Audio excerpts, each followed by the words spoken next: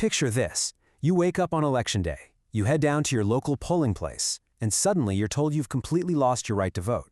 Why? Just because you're 23 years old. A billionaire who just absolutely swept the Ohio primary is telling voters that the American dream is dead, and he's positioning himself as the only person willing to perform the autopsy. This isn't some theoretical white paper concept. We are watching a live, real-time attempt to fundamentally reconstruct a state government. And the shockwaves? They stretch way, way beyond the Midwest. Plunging right into the visceral stakes of this election cycle, you really have to grasp the radical constitutional changes currently on the table. We are watching a biotech entrepreneur try to rewrite the actual rules of American civic life. His entire campaign is built on the premise that social safety nets and diversity programs need to be ripped out by the roots and replaced by a strict, colorblind meritocracy. And the urgency here is intense. These are concrete proposals inching closer to becoming actual state law as we speak. You really have to react to this massive margin, an 82.1% primary victory. Vivek Ramaswamy defeated his opponent, Casey Puch, in an absolute landslide. Numbers like that, they show us exactly how deeply the Republican base has bought into this specific new governing doctrine.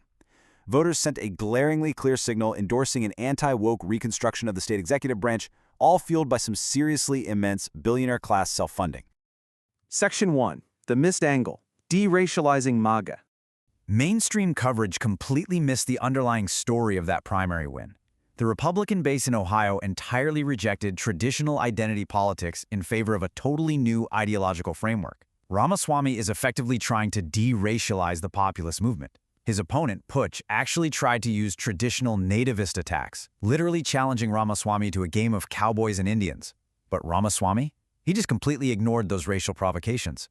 He stuck right to his script, pushing a colorblind meritocracy and focusing obsessively on dismantling the administrative state. The base basically ignored the identity politics.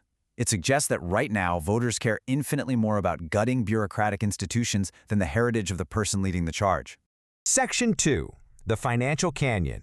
Billionaire versus public servant. That massive primary victory sets up this incredibly high-stakes general election clash we're watching unfold. It's the ultimate showdown. On one side, you have the massive, sprawling wealth of a biotech entrepreneur going head-to-head against a lifelong public health official, Dr. Amy Acton, who you might remember rising to prominence during the early pandemic days. They're offering two radically different visions for the state, backed by vastly different war chests. You've got Ramaswamy sitting on an estimated net worth of $1.8 billion, casually injecting a $25.5 million personal loan into his campaign just to bypass traditional party fundraising entirely. And then you have Acton.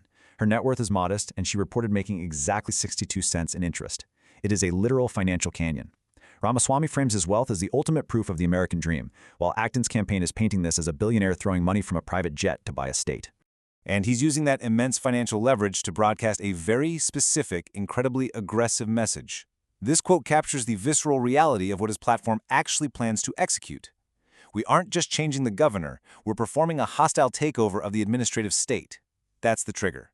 Backed by full endorsements from Donald Trump and J.D. Vance, he's using this momentum to pivot from campaign trail promises to radical structural execution. Section 3. Gutting the administrative state. The concrete structural changes he intends to force through are severe. He is leveraging what analysts are calling Ohio's demographic cliff, basically a shrinking high school graduate population and a projected population decline, as the ultimate justification for massive institutional surgery. His plan empowers the Chancellor of Higher Education to identify and consolidate regional public universities. We're talking about places like Cleveland State, Akron, Kent State. They wouldn't just face budget cuts, they would be completely transformed into specialized centers of excellence, focusing purely on fields like aeronautics or engineering. The explicit goal here, according to Ramaswamy, is to stop what he calls ideological indoctrination by eliminating generalized curriculums entirely. Just take a second to think about what that actually looks like on the ground. If a state moves to a strict meritocracy, where only specialized, high-achieving institutions get focus, what happens to the towns left behind? Opponents like Acton, along with numerous faculty unions, are warning about the absolute devastation for working-class students who suddenly can't afford to commute to some specialized center hours away from home. These regional universities are massive economic engines. Entire towns have built their whole civic identities around these campuses. If you remove them, you're stripping away professional training and local business revenue in one swift motion. And honestly, that university consolidation is just step one of a three-pronged fiscal strategy. Ramaswamy wants to completely erase the $10 billion state income tax. Step one is that massive administrative consolidation we just talked about. Step two relies on growth-driven revenue, where he asserts that a zero-tax environment will just naturally boost sales tax revenue. Step three is implementing historic property tax rollbacks. But critics are definitely sounding the alarm here. Organizations tracking the budget are warning this could trigger a massive 10 to 20% spike in local sales taxes, literally just to keep basic services like roads and libraries functioning. Section 4. The Voting Ultimatum. This brings us to the most philosophically provocative, tension-filled policy proposal on the table. Ramaswamy isn't just looking to change taxes in schools. He wants to redefine the electorate itself. 25. He is calling for a constitutional amendment to raise the standard baseline voting age from 18 to 25. He argues that true civic pride has been lost and that young people need to have actual skin in the game before they're granted the power to shape the government. So, how do you keep your ballot access if you're between 18 and 24? You would have to meet one of three incredibly strict conditions. You must complete a minimum of 6 months in military service, serve 6 months as a first responder, like a police officer or EMT, or you have to pass the exact same civics test required for naturalized immigrants. Youth rights groups and civil rights advocates are fiercely denouncing this whole thing. They are calling it straight-up unconstitutional disenfranchisement, comparing it directly to voter suppression tactics from the past. Ramaswamy, on the other hand, defends it as the absolute only way to ensure the next generation is actually proud to be citizens. Section 5. A Blueprint for America. We really have to zoom out from the local Ohio race to see the massive national implications here. This gubernatorial run, it's a high-stakes laboratory for the entire country. Think about it.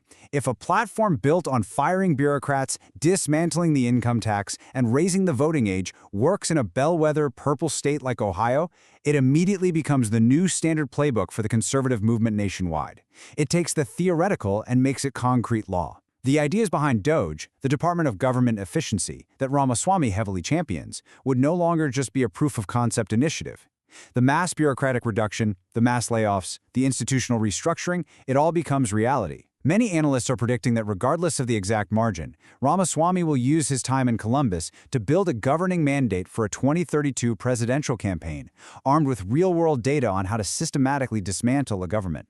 Which leaves us staring at the most debate-sparking question of this entire platform. Should a 20-year-old citizen be required to pass a civics test or serve in the military just to earn the right to vote? Is that creating a more informed republic, or is it stripping away fundamental constitutional rights? I am genuinely fascinated to see how this plays out and how you all are interpreting this Ohio blueprint. I'd really value hearing your predictions on whether this becomes the new baseline for American politics going forward, so definitely drop your thoughts below.